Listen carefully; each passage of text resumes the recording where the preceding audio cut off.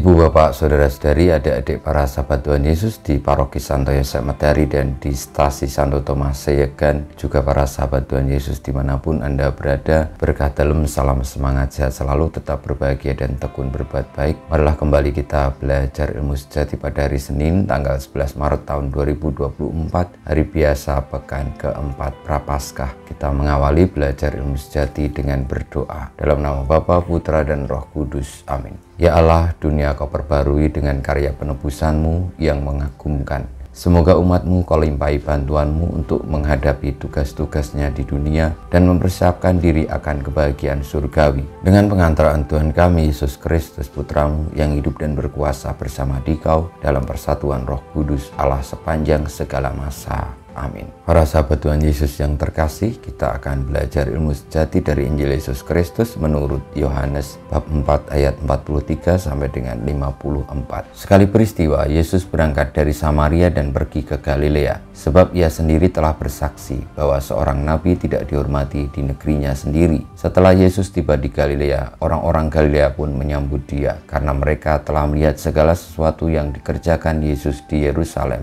pada pesta itu, sebab mereka sendiri pun turut ke pesta itu. Maka Yesus kembali lagi ke Kana di Galilea, di mana ia membuat air menjadi anggur. Dan di Kapernaum ada seorang pegawai istana yang anaknya sedang sakit. Ketika pegawai itu mendengar bahwa Yesus telah datang dari Yudea ke Galilea, pergilah ia kepadanya, lalu meminta supaya Yesus datang dan menyembuhkan anaknya, sebab anaknya itu hampir mati. Maka kata Yesus kepadanya, "Jika kamu tidak melihat tanda dan mukjizat, kamu tidak percaya."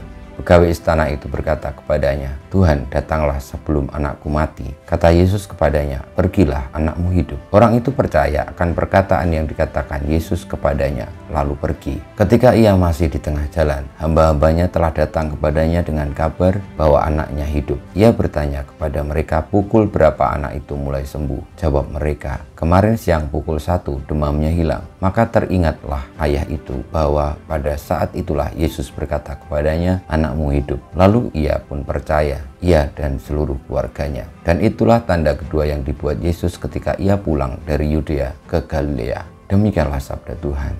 Terpujilah Kristus. Bapak, Ibu, Saudara-saudari, para sahabat Tuhan Yesus yang terkasih, cerita tentang disembuhkannya seorang anak pegawai istana di Kapernaum oleh Tuhan Yesus karena ayah dari anak tadi memohon kepada Tuhan Yesus supaya datang dan menyembuhkannya adalah tanda bahwa Tuhan Yesus menyertai setiap orang yang percaya kepadanya. Bahkan ketika tidak melihat adanya tanda, ketika orang itu tetap percaya, maka akan diberikan berkat melimpah. Tanda mukjizat itu akan dialami oleh orang-orang yang percaya. Saudara-saudari terkasih, maka marilah kita membawa diri untuk menjadi orang-orang yang percaya kepada Tuhan Yesus. Karena sebenarnya dari kemampuan kita sendiri untuk mendapatkan berkat mukjizat ataupun kemampuan yang ajaib akan penyelamatan, akan penyembuhan, akan pembaruan itu sungguh amat susah. Tetapi kita percaya bahwa Tuhanlah sumber segala keselamatan, Tuhanlah sumber segala mukjizat, akan menganugerahkan kepada mereka yang percaya. Bukan karena jasa-jasa kita ataupun perbuatan baik kita semata, namun karena percaya. Dan orang yang percaya akan dituntun kepada kebaikan, dan kebaikan itu akan membawa kita kepada berkat mukjizat Tuhan. Kita mohon berkat Tuhan, kemuliaan kepada Bapa dan Putra dan Roh Kudus, seperti pada permulaan sekarang, selalu dan panjang segala abad. Amin.